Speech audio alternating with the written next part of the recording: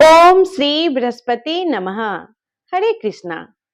प्रिय श्रोताओं, आज बृहस्पतिवार के दिन सुनिए गुरुवार यानी बृहस्पतिवार की संपूर्ण कथा। तो बोलिए विष्णु भगवान की जय। बृहस्पतिवार व्रत की पौराणिक कथा के अनुसार प्राचीन समय की बात है। भारतवर्ष में एक राजा राज्य करता था। वह बड़ा प्रतापी और दानी था। वे नित्य प्रति मंदिर में भगवान की दर्शन करने जाता था। वह ब्राह्मण और गुरु की सेवा किया करता था। उसके द्वार से कोई भी याचक निराश होकर नहीं लौटता था। वह प्रत्येक गुरुवार को व्रत रखता और पूजन करता था।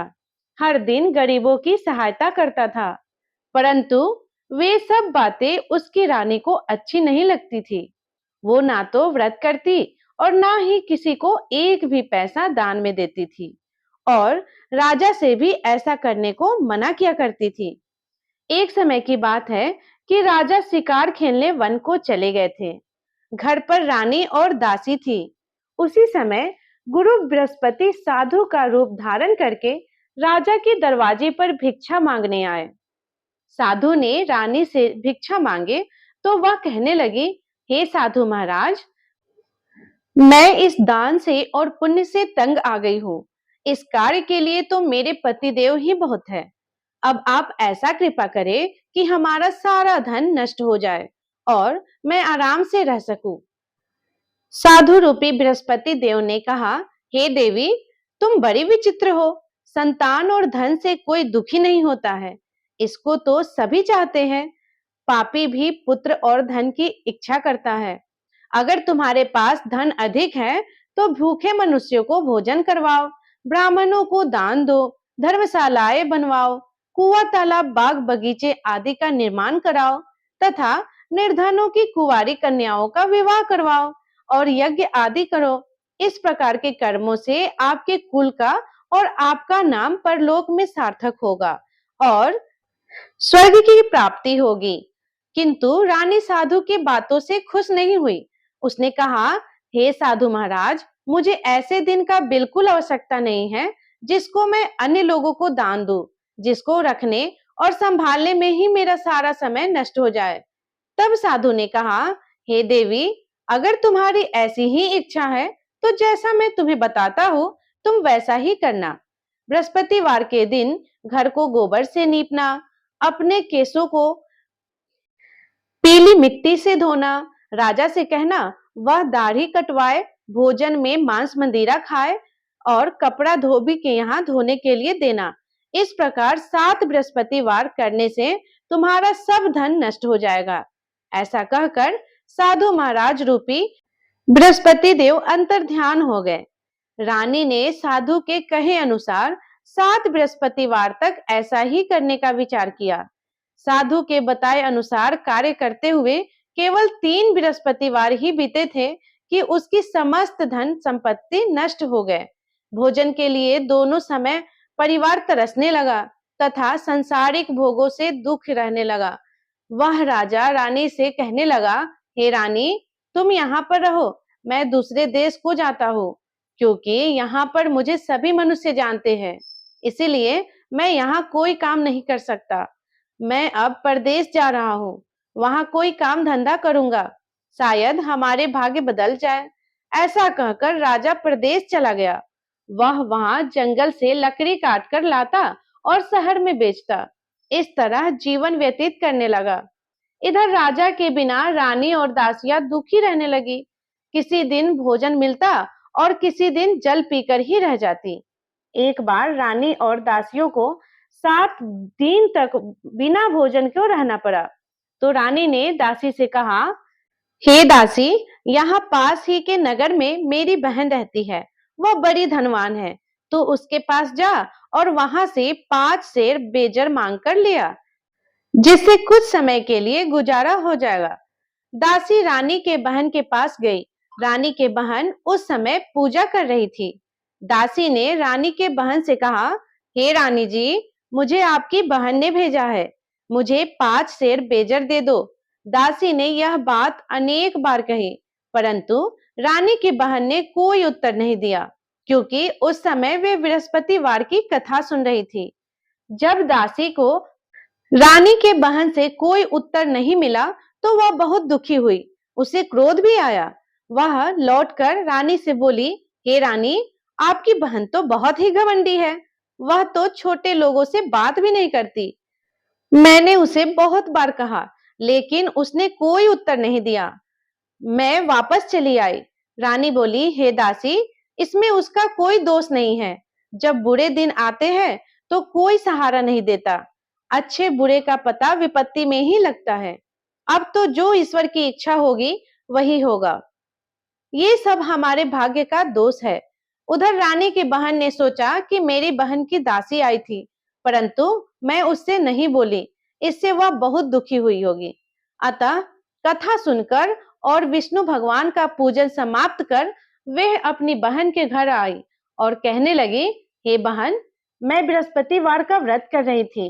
तुम्हारी दासी हमारे घर गई थी, परंतु जब तक कथा होती है तब तक हम लोग ना उठते हैं और ना बोलते हैं, इसीलिए मैं नहीं बोली। बताओ, दासी क्यों गई थी? रानी बोली, बहन, हमारे घर अनाज नहीं था।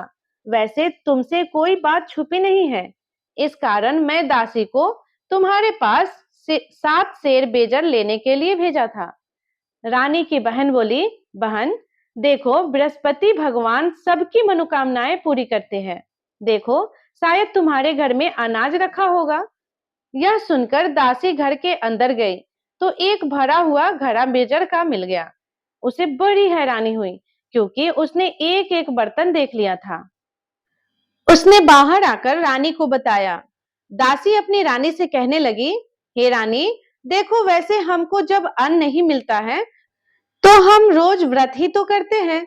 अगर इनसे व्रत की विधि और कथा पूछ ली जाए तो उसे हम भी किया करेंगे। दासी के कहने पर रानी ने अपनी बहन से बृहस्पतिवार व्रत के बारे में पूछा। उसकी बहन ने बताया, हे रानी बहन, बृहस्पतिवार को सूर्योदय से पहले उठकर स्नान करके बृहस्पतिवार का व्रत करना चाहिए, लेकिन उस दिन सिर नहीं धोना चाहिए। बृहस्पतिवार के व्रत में चने के दाल और मुनक्का से विष्णु भगवान के केले के वृक्ष के जड़ में पूजन करें तथा दीपक जलाएं। उस दिन एक ही समय भोजन करें। भोजन पीले खाद्य पदार्थ का करें और कथा सुने। इस प्रकार करने से गुरु भगवान प्रसन्न होते हैं, अन्न, पुत्र, धन देते हैं और मनोकामनाएं पूर्ण करते हैं। व्रत और पूजन की विधि बताकर रानी की बहन अपने घर लौट गई। रानी और दासी दोनों ने निश्चय किया कि बृहस्पति भगवान का पूजन जरूर करेंगे। 7 दिन बाद जब बृहस्पतिवार आया तो उन्होंने व्रत रखा। गुरुशाला में जाकर चना और गुड़ लाई तथा उसकी दाल से केले के जड़ तथा विष्णु भगवान का पूजन किया। अब पीला भोजन कहां से आए? दोनों बहुत दुखी हुई, परंतु उन्होंने व्रत किया था, इस कारण बृहस्पति देव भगवान प्रसन्न थे। बृहस्पति भगवान एक साधारण व्यक्ति के रूप में 2 थालों में सुंदर पीला भोजन लेकर आए और दासी को देकर बोले, हे दासी, ये भोजन तुम्हारे और रानी के लिए है, तुम दोनों कर लेना। दासी भोजन पाकर बहुत प्रसन्न हुई और रानी से बोली, रानी जी, भोजन कर लो। रानी को भोजन आने के बारे में कुछ भी पता नहीं था, इसीलिए दासी से बोली, जा तू ही भोजन कर ले, तुम हमारी व्यर्थ में हंसी उड़ाती हो। तब दासी बोली, रानी जी, एक व्यक्ति भोजन दे गया है। तो रानी कहने लगी, वो भोजन तेरे लिए ही देकर गया है, तू ही भोजन कर ले। दासी ने कहा, वह व्यक्ति हम दोनों के लिए ही 2 थालों में भोजन दे गया है, इसीलिए मैं और आप दोनों साथ साथ भोजन करेंगे। फिर दोनों ने गुरु भगवान को नमस्कार कर भोजन किया। उसके बाद से वह प्रत्येक बृहस्पतिवार को गुरु विष्णु भगवान का व्रत और पूजन करने लगी। बृहस्पति भगवान की कृपा से उनके पास धन हो गया, परंतु रानी फिर पहले की तरह आलस्य करने लगी। तब दासी बोली, देखो रानी, तुम पहले भी इसी प्रकार आलस्य करती थी। तुम्हें धन रखने में कष्ट होता था, इस कारण सभी धन नष्ट हो गया। अब गुरु भगवान की कृपा से धन मिला है तो तुम्हें फिर आलस्य आ रहा है। बड़ी मुसीबतों के बाद हमने ये दिन पाया है, इसीलिए हमें दान पुण्य करना चाहिए। तुम भूखे मनुष्य को खाना खिलाओ, ब्राह्मणों को दान दो, तालाब बावड़ी का निर्माण कराओ, मंदिर पाठशाला बनाकर दान दो, कुमारी कन्याओं का विवाह करवाओ। धन को शुभ कार्यों में खर्च करो, जिससे तुम्हारे कुल का यश बढ़े और स्वर्ग को प्राप्त हो और पितर भी प्रसन्न हो। दासी की बात मानकर रानी ने इसी प्रकार के कर्म करने का प्रयास आरंभ कर दिया, जिससे उनका काफी यश फैलने लगा। एक दिन रानी और दासी आपस में विचार करने लगी, ना जाने राजा किस दशा में होंगे, उनकी कोई खोज खबर नहीं है। उन्होंने बृहस्पति देव से प्रार्थना की और तब भगवान ने रात्रि में राजा के स्वप्न में कहा, हे राजा, उठ, तेरी रानी तुझको याद करती है, अब अपने देश को वापस लौट जाओ। राजा प्रातः काल उठकर जंगल से लकड़ियां काटकर रानी से मिलने के लिए जंगल की ओर चला। जंगल से गुजरते हुए वह सोचने लगा, रानी के गलती से उसे कितने दुख भोगने पड़े।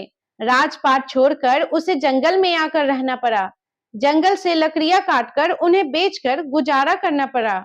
उसी समय उस जंगल में बृहस्पति देव एक साधु के रूप में धारण करके आए और राजा के पास आकर बोले, हे लकड़हारे, तुम इस सुनसान जंगल में किस चिंता में बैठे हो, मुझे बतलाओ। यह सुनकर राजा के आंखों में आंसू भर आए और साधु की वंदना करके बोला, हे प्रभु, आप सब कुछ जानने वाले हो। ऐसा कहकर राजा ने साधु को अपनी संपूर्ण कथा सुनाई।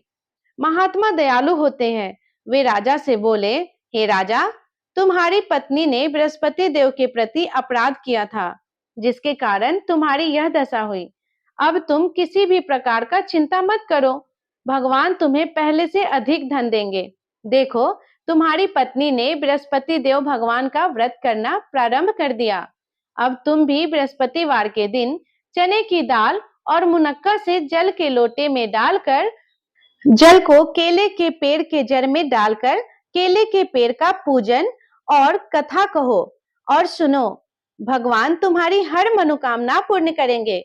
साधु को प्रसन्न देखकर राजा बोला, हे प्रभु, मुझे लकड़ी बेचकर इतना पैसा नहीं मिलता जिससे भोजन करने के बाद कुछ बचा सकूं, और मैंने रात्रि में अपनी रानी को व्याकुल देखा है।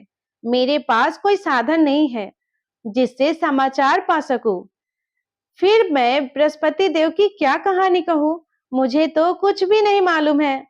साधु ने कहा, हे राजा, तुम किसी भी प्रकार की बात की चिंता मत करो। बृहस्पतिवार के दिन तुम रोजाना की तरह लकड़ियां लेकर शहर में जाओ। तुम्हें रोज से दुगना धन प्राप्त होगा, जिससे तुम भली भांति भोजन कर लोगे और बृहस्पति देव के पूजा का सामान भी आ जाएगा।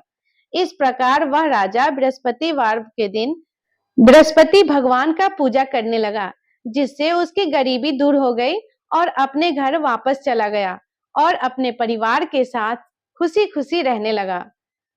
तो बोलिए बृहस्पति भगवान की जय, विष्णु भगवान की जय। तो प्रिय श्रोताओ, ये थी बृहस्पतिवार का व्रत कथा। तो आपको ये कथा कैसी लगी? अगर ये कथा आपको अच्छी लगी हो तो वीडियो को लाइक करें और कमेंट में जय श्री हरि विष्णु अवश्य लिखिएगा। और अगर आप चैनल पे नए हो तो चैनल को सब्सक्राइब करना ना भूलिएगा। धन्यवाद। जय श्री हरि विष्णु।